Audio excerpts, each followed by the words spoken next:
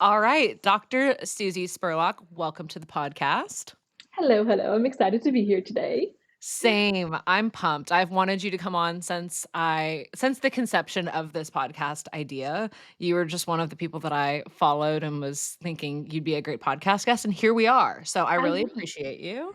Yeah, absolutely. For people who haven't heard of you before, or maybe just want to know a little bit more, talk a little bit about your PT background and then how you're doing fully virtual rehab these days, Yeah, programming. absolutely. I know we'll probably get into this too, but started social media account back when I was in PT school, like my first year of PT school, and then just was like posting, workouts, workout fits, kind of like your typical fitness influencer, if you will. I know I've grown a lot since then, but that's how this account started. And then I attended PT school at Western Carolina University in Cullowhee, North Carolina. Graduated in the wonderful year of 2020, where we had zero graduation, and I had to take boards with like two masks and 7,000 feet away from other people. Um, and then I started treating in a outpatient hospital-based ortho clinic in Altus, Oklahoma. Husband is active duty Air Force, so we got drug into the middle of nowhere, Oklahoma, and that was like the only option to work at the time. And in the background, like I'm still posting on social media, the account is still growing. And my husband kept pushing me of like, hey, you need to start, monetizing your Instagram. People have been asking for coaching from you and programs, and you're just kind of dragging your feet because you have imposter syndrome. And so quickly, I realized that the traditional outpatient PT clinic world was not for me. And like 6 months in, I'm like, oh my God, what did I just spend $100,000 on in school? And I cannot do this for the rest of my life. And this is miserable. And so I quickly kind of started my group strength training program online through socials and kind of then build up my one on one roster and phase out of the clinic as I build up my roster. And then over the past, year and a half, I've been completely remote online, doing online rehab and fitness coaching. And now I have two PTs that work with me for me and my business. And the business is called Move Your Bones, It is. and And I just that, think that's a great name. thank you. That originated weirdly out of like the COVID times when I was always taking my lunch break walks when I was working at the clinic. I'd always go eat my lunch and then go on a walk. And I'd always like post myself on my walk saying, like, putting up a little poll of like, did you move your bones today? And so that just made sense of when I needed to name a business. I was like, oh my God, move your bones. And you have some pretty sweet merch, honestly. Thank you. I Yeah. think it's So great. that was another just random side shoot that I went off of because I'm actually an artist as well. Um, my dad is artistic and passed those genes to both me and my sister. So I can draw, I can paint, and then obviously graphic design, which is where the merch kind of comes in. And then my sister is also an entrepreneur and owns her own artist business called The Art of Megs. And she does a bunch of commission work, pet portraits, like live wedding paintings, and the whole nine yards. Oh, wow. Very cool. So you were like you were really on the frontier. You were a pioneer with the social media stuff back in 20 you said you started it in 2019? 2017, actually. 2017. Okay. Hmm. Yeah, so you've been at it for a while. And Yes. has the username always been Dr. Susie Squats?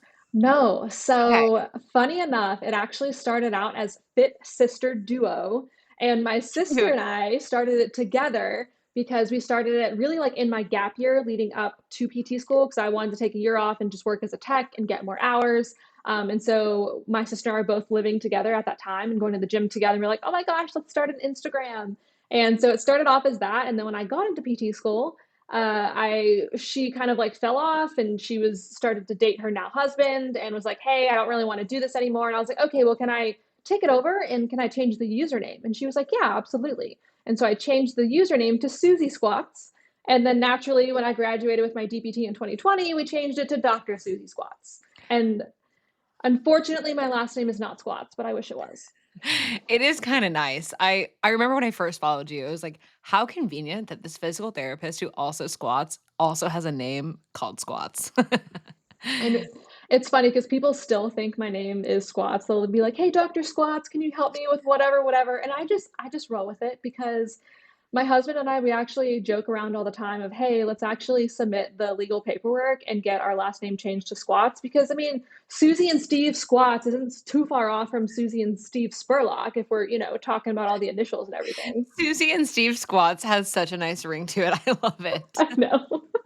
Oh, that's so great. So, how do you think I mean, you've seen a lot of social media change because I remember Instagram in 2017. It was not the same as it is in 2025. What do you think some of the biggest changes have been just in the content you create?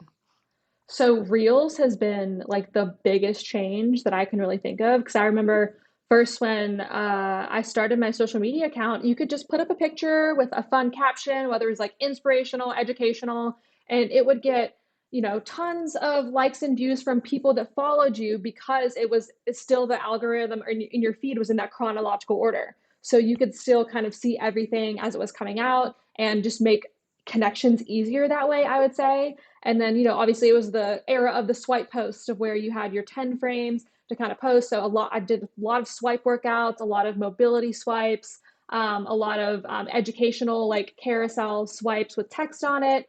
And then Reels came out. Gosh, when did that even come out? Was it 2020? It was like I feel like it was right around COVID times. Like, it has to be like Yeah. 4 5-ish years ago.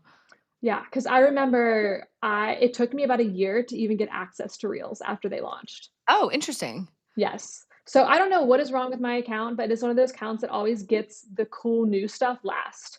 And it's happened with everything. But yeah, so Reels was like a huge shift that happened in the Instagram world because it went kind of a little bit more away from pictures to video content, which obviously was good for a lot of reasons, but also just kind of really changed the Instagram app altogether. Since I think they were just trying to compete more with TikTok, which we've seen those changes kind of come about. But yeah, so that was like the biggest change that I can think of thinking back. And then obviously the change of the algorithm and your feed not being in chronological order of what the people you're following are posting. Yeah, I think we're all a little nostalgic for the days where you could get on Instagram and see what your friends are posting and when they posted it and not just get a random ad every 2 seconds or see someone's video that they posted 2 weeks ago. It's not great in a lot of ways, but as we were saying prior to this call, I mean, it is also great in a lot of ways for your business because I'm sure you've seen tons of business growth from your account. Yeah, absolutely. And, I will say the past like year and a half, 2 years of my account, it hasn't actually had a lot of growth itself in the account. But business has just been skyrocketing each month and just growing and growing and growing just because I now offer those services. And then the people who have been around for, so many years, 8 years, however many years that is, are now like, oh, like now she offers programming and stuff. So in a business aspect, things have been growing a ton through social media because my Instagram account is like the main lead generator for all of my business clients, both in the group training as well as one-on-one clients. But it's interesting to see how, especially back in this past January, how the algorithm took a big shift and how a lot of people's accounts you'll see still doing really well, like in regards to the amount of reach that they're getting and the amount of new people that they're reaching. But other accounts kind of are lagging behind. And I would definitely say mine is one of the ones that's lagging behind a little bit. But I don't know why.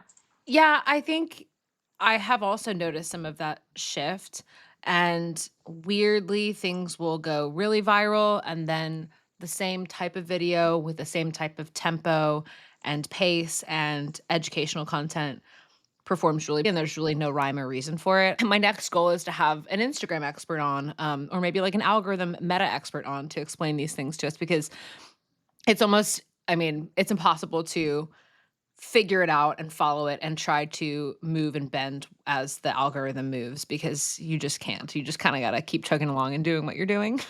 It is ever changing, and I will say the one shift that I've noticed too is I used to do, a ton of reels, probably up until the last, like, 6 months, and in the last 6 months, content that is doing a lot better for me and that my audience is resonating more with is actually just the typical, like, tweet style posts where I actually screenshot what I post on Threads and then post it as a carousel. So, my audience is really loving those lately, more so than, like, the video content in reels.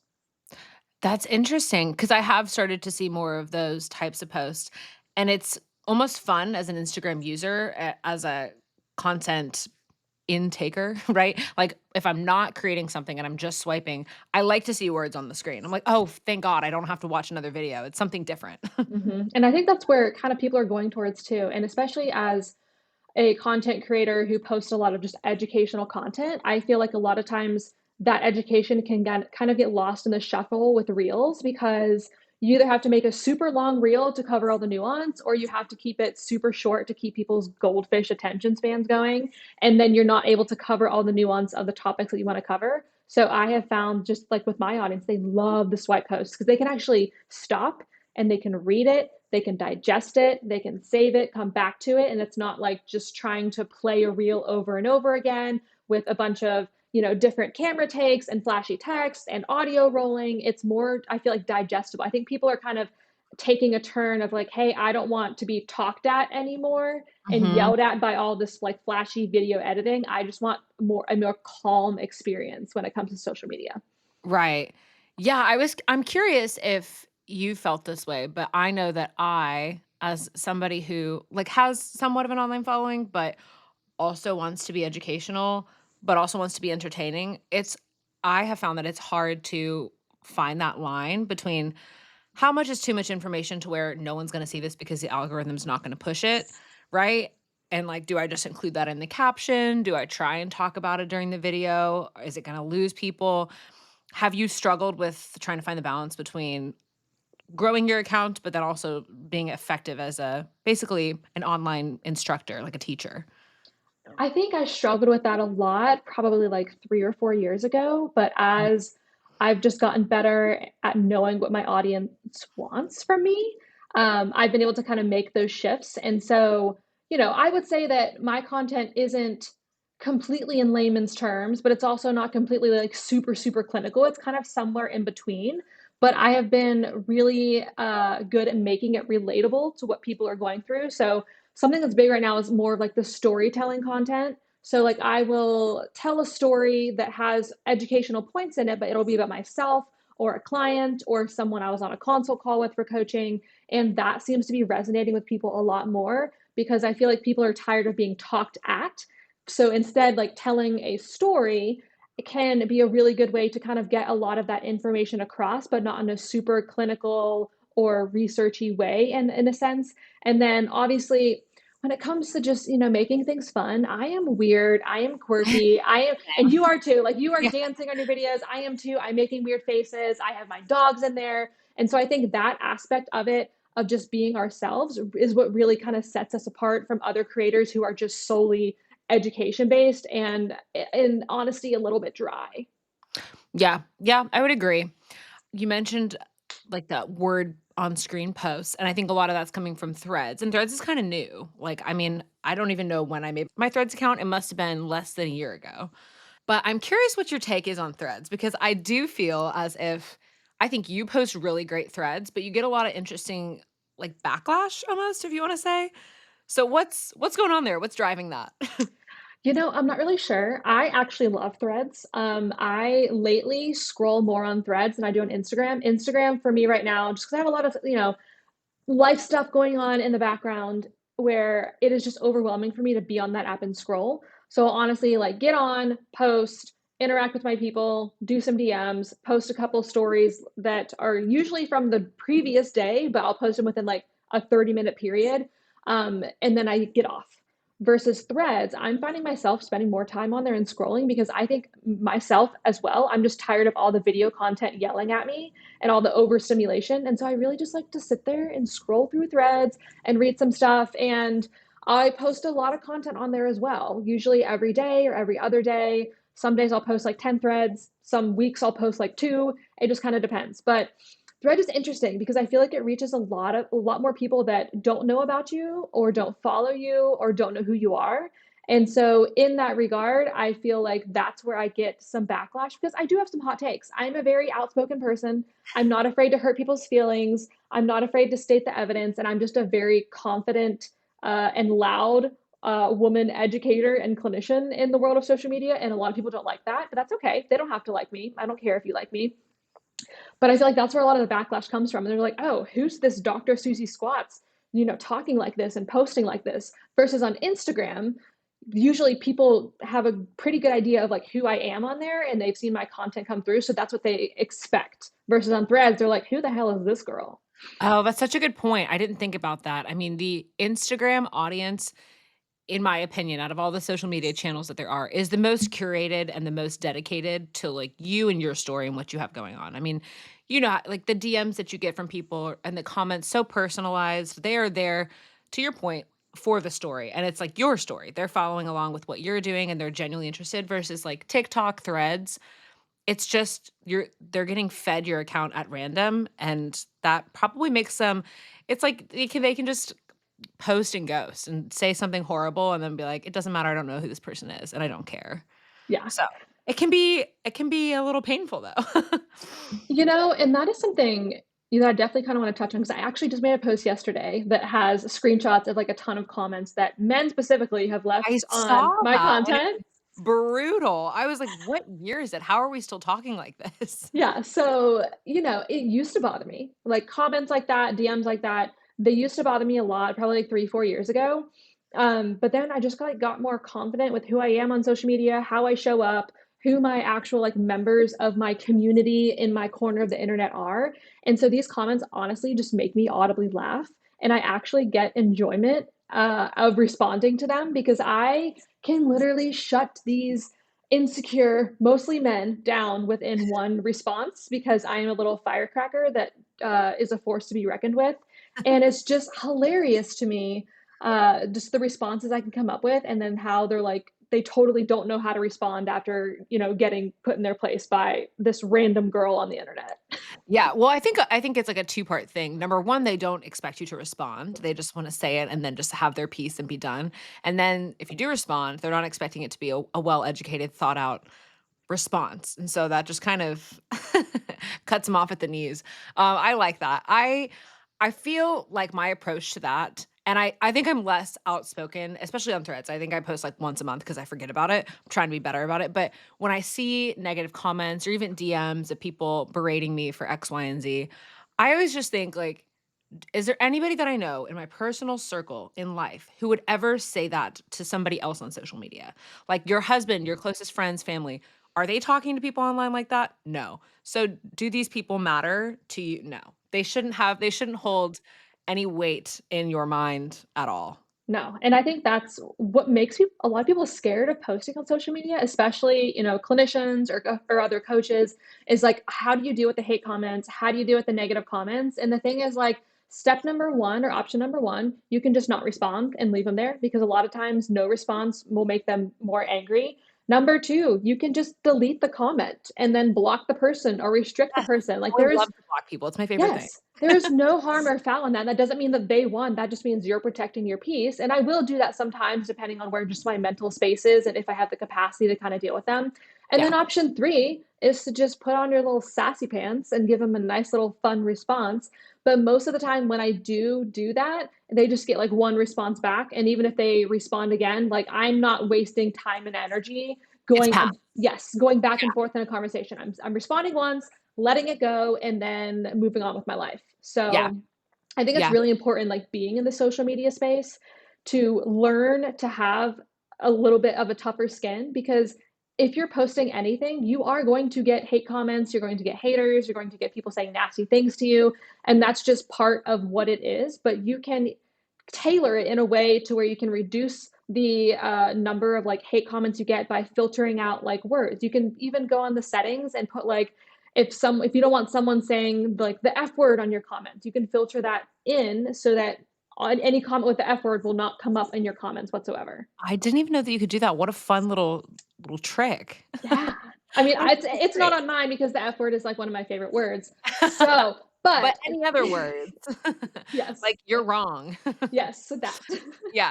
I wanna talk a little bit about social media pet peeves because I think I have several, but I'm curious what yours are because you've been in the game a little bit longer. You don't need to have, like, a list, but if you could think of, like, top 1, 2 things that you see that you wish could be different or that just absolutely grind your gears.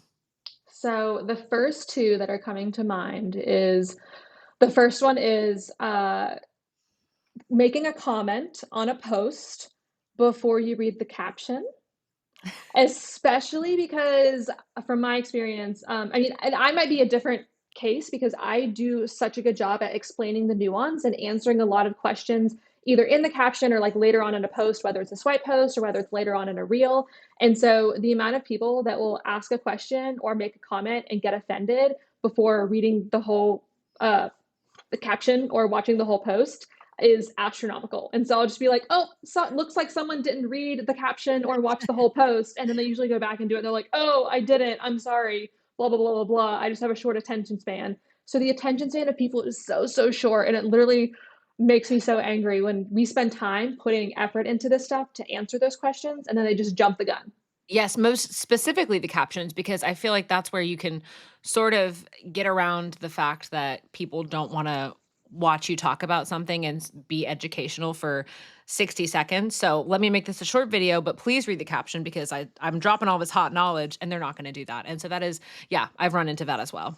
Yes, and then probably my second pet peeve is people thinking that they are entitled to your time and your responses I in was so hoping you were DMs gonna say that. and comments and entitled to free advice and free guidance. And what I mean by that is I will, and you probably get the same, I will literally get story responses or DMs that say, I have a herniated disc in my lower back and have back pain. What should I do?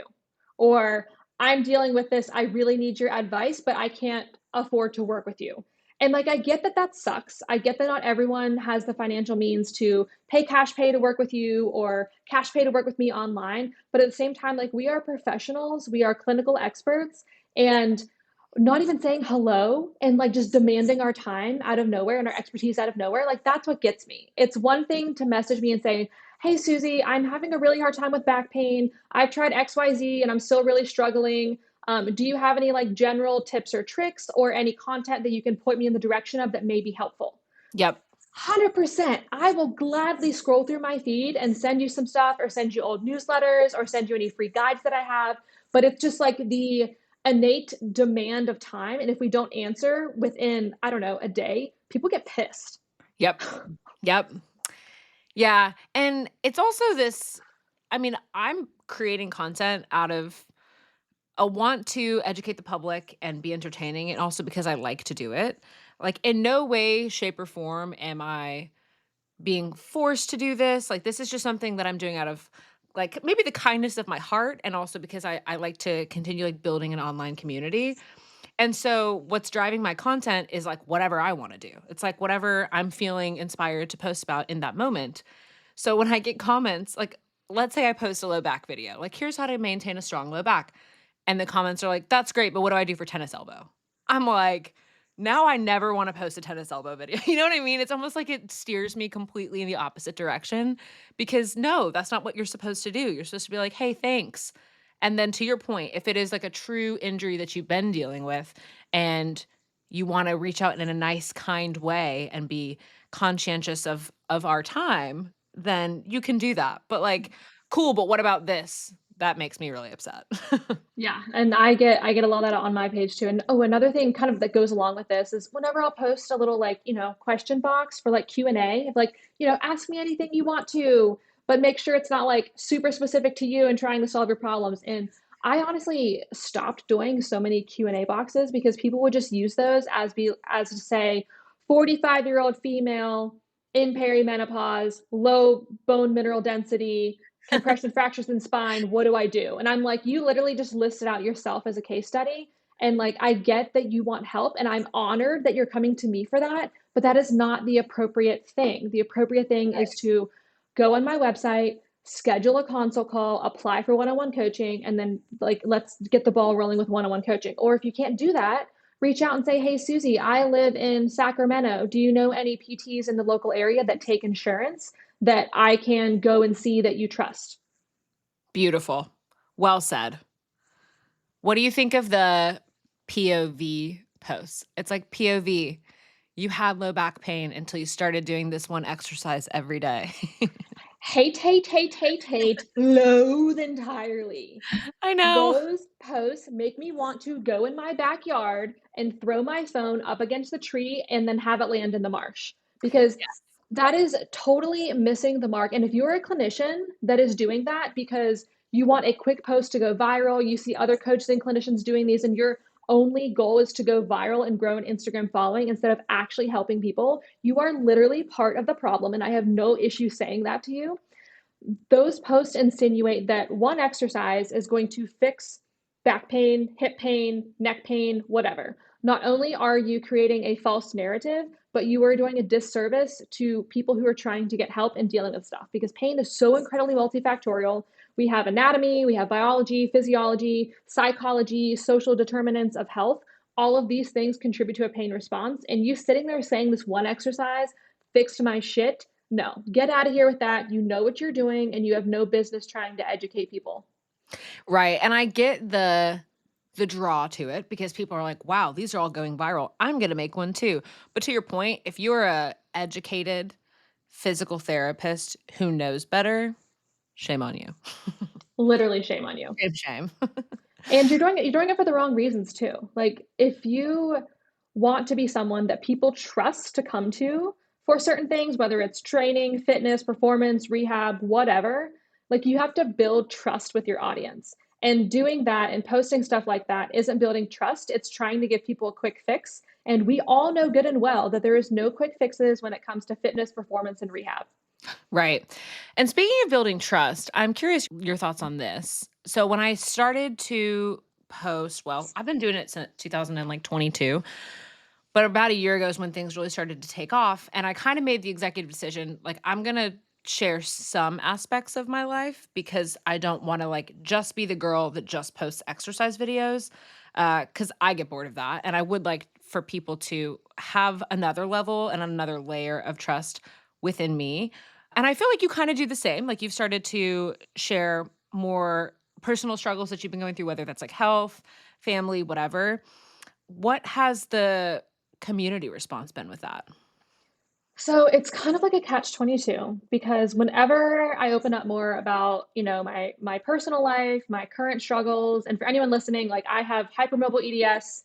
I am going through a slew of health issues in all of my body systems from complications from long COVID back in 2020 that have to do with my connective tissue disorder, like gut, cardiac, pulmonary, nervous system, lymphatic, like the whole nine yards. And so I've been struggling with this and just started with testing and getting help back in January. And I decided to not bring any of this up. I haven't really talked about much of it at all up until a couple weeks ago because I wasn't like mentally just ready to share.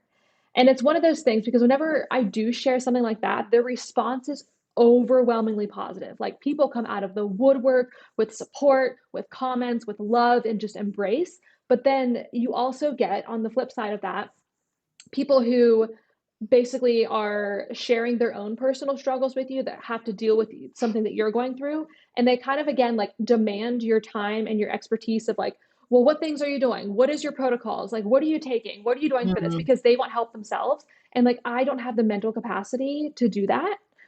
Right. And so it's kind of one of those things of, you have to be ready to share those personal struggles or those things going on in your life. And it's okay to not share or just kind of sit on things until you're ready to share. I think that's a great way to put it. I remember when I found out I was pregnant, I was like, "Do I even tell Instagram? Should I just, like, all of a sudden have a baby and no one knows?"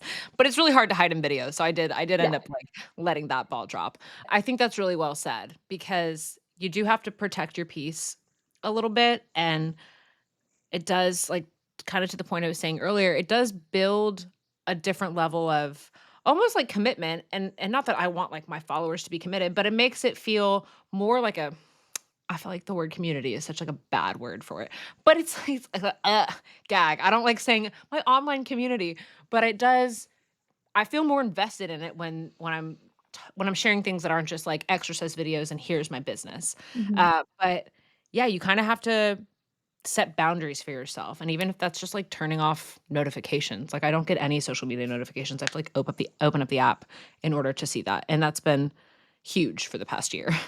I have not had social media notifications on in probably the past 5 years, and it's the That's best thing so ever. good. It's That's so so it's good. so great. Like I cannot be on all the time and having my phone just pinging all the time for my own sanity and mental health. But yeah, back to like sharing the personal stuff. I mean, there's definitely people that share everything that goes on in their life, plus educational stuff, which I mean, go for it. That to me would be absolutely exhausting. There are parts of my personal life that I just don't feel like sharing, that I don't feel like people have, I just don't want them invested in those areas of my life. But then there's parts that I do really share because, like you said, I feel like that really shows that we are human beings at the end of the day. Because I definitely follow creators who only post education, only post exercises, which is fine, but I feel less connected to them as like a consumer of content because I don't feel like they're a human. I feel like they're just someone who's just spitting out information versus trying Yes. to have a little bit of that connection. Yes. There's something so interesting to me sometimes about people's, like, day in the life videos. If I have been following them for a while, I'm like, "Look at me." So I'm watching the whole 3-minute thing. I'm like, "What are they doing? What are they eating for breakfast? Why do I care?" I find It's the same weird. thing. Like I'm stopping to scroll on those like day in the life videos, more so than I am like some of the educational content. And I've had so many people be like, Susie, you need to post a day in the life, post a day in the life, because they know my day in the life is just going to be absolute feral and chaos. So It I would be have, funny. so I've yet to do that. It's on my list of things to film, but then it's like, shit, I have to, I have to follow myself around with a phone all day and It's not film fun. my day. And yeah, it's not fun. It takes up a lot of time. So maybe I'll do one here and there, probably more of like a quicker version, but could be fun. But yeah, Could and be fun. yeah. So maybe we'll have that in the future. We'll see. Do you do, are you on TikTok at all? I am. So I started posting a lot on TikTok back in 2020. Nice. Wonderful Pandy and all like the fun little TikTok videos. I have like I think 47,000 followers on there. Yeah. But again, massive changes in that TikTok algorithm back in like 2022, 2023. And I mean, the reach is absolute garbage. So really, TikTok is just videos that I posted on Instagram that my virtual assistant kind of posts on TikTok, and I get on there sometimes, but it's not like my main uh, place where I post content. Instagram's number one, and then YouTube and Threads are, I would say, in a tie because I'm starting to get into more YouTube stuff. So Yeah, same. I had this realization just about a week ago, or maybe 2, where I was like, "Well, YouTube is like the OG platform." I remember when it came out, I was like maybe 8 years old. I was in ballet class and my my ballet teacher was like, "Have you guys heard of this YouTube app?"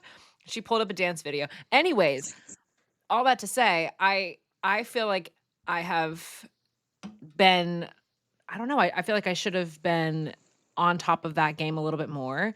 I feel bad repurposing videos in like 7 different places, and so part of me wants to change it up a little bit on YouTube and do maybe like more long form or maybe more of me talking. I don't even know what that's gonna look like, but I do think that it's worth looking into because it's one of those things that's much more accessible. If you wanna look up something for specifically low back pain with lifting, like, you can find your video, I think, a lot easier than you could find it on Instagram or TikTok. I would agree with that because I feel like Instagram is going to push or have the videos pop up that have like the most virality versus in YouTube, it's going to bring up the videos that have the most benefit or most information for what you're looking for. Right. And I feel the same as you do. I feel like I should have hopped on the YouTube train back in, Forever ago. yeah, forever ago, back in especially like 2020 when I had so much time on my hands. But then again, the amount of time and effort it takes to edit long form YouTube videos is so much more than it is to sit down and take an hour or two and edit an Instagram reel or swipe post and put it up. Yeah, that's a great point, and also, I think part of the reason I didn't hop on that train is I've always had this feeling, and maybe you agree, that YouTube is, like, for the boys. Like, I feel like men, my husband will just get on YouTube and just watch stuff. I've never, you do that? No, my Oh, husband okay. does. I was My like, I don't husband think does. I've ever done that unless I'm looking for a specific how-to video. You won't catch me on YouTube, but I don't know, I think times are changing. Yeah, I think they are too. And I feel like YouTube, it's one of those platforms that I think is just more evergreen because you can have a video that you posted years ago, just like take off out of nowhere, versus Instagram and Threads and TikTok. You kind of post your video and then it's kind of, circulating for a week or two and then it goes to die. Whereas Right. YouTube, you can have videos that just are just on there for years that start to gain more traction. And so I've mainly used YouTube over the past 5 years as my exercise video library. for all of my coaching Smart clients. though. That's Yeah, and smart. yeah, in my group training. So every single video that I've made for exercise demos is on my YouTube, and people really like that and appreciate that. I know some coaches and clinicians like charge people to have their exercise libraries. I'm like, no, mine's free 99. You want some good ass exercise demo videos with voiceovers and multiple angles? Just go to my YouTube, and it is yours to use with your clients or whatever. I repurpose those shorts to my YouTube, but like you mentioned, like I really want to get into some of like the longer form content because you can definitely still grow on YouTube. My friend Alyssa Olnick, Doc Liss Fitness, I don't Yes. know if you've ever heard of her. Yeah. She Yeah. and I are really good friends, and she's been putting a lot of more time and effort into her YouTube over the past year. And I think she's at like 20 something thousand followers now, went from like three to Incredible. 20. So it's not dead. You just have to sit down, put the time and effort into it. And then it's more of just a, what's the word I'm looking for? Like I said, evergreen. It's like growing a house plant versus injecting steroids into your houseplant and having it grow fast like you would see on like Instagram. You know what I mean? Good analogy. Yes, yes.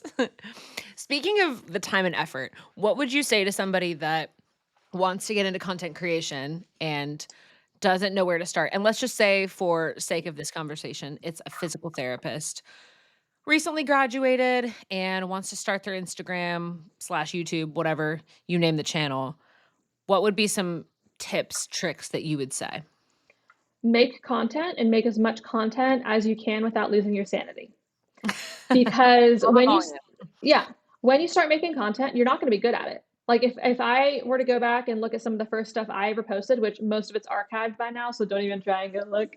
Um, it's shit content. Like the angles are bad, the lighting's awful, transitions are horrible, captions are not great. But I got good at doing it because I kept doing it week in, week out over the course of 8 years. And people ask me all the time, Susie, does someone make your content for you? And I'm like, no, I come up with the topics from clients or things I want to post about. I write the captions. I film all the videos. I do the Mhm. video editing. Like it is all this is who does it all right Me here. too, me too. Yeah. Yeah. And it just takes time and practice. Like, just think of the first time you ever went to go barbell back squat. Were you perfect at barbell back squat and good and strong and looked beautiful? No.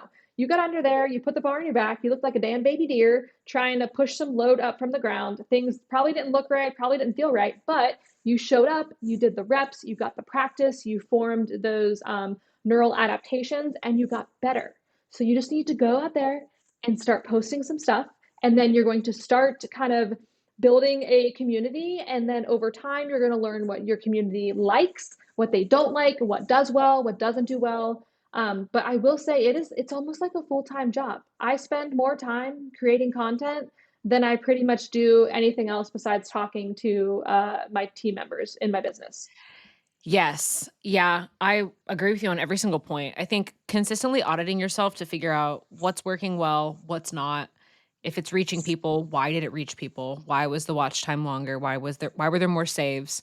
And then if you don't have an audience yet, think of trying to curate your content to whatever audience that you're trying to attract, because if you post, I don't know, just a viral, fun, trendy thing that people are doing, they might follow you expecting more of that viral, fun, trendy stuff.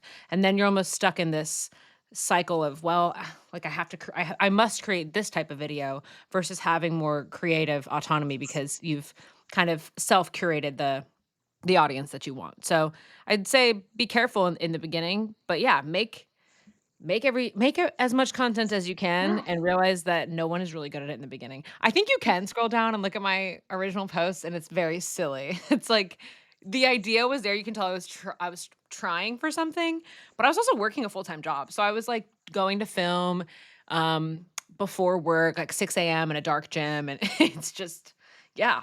Yeah, that was ground zero. Yes. And, with that, like make it fun.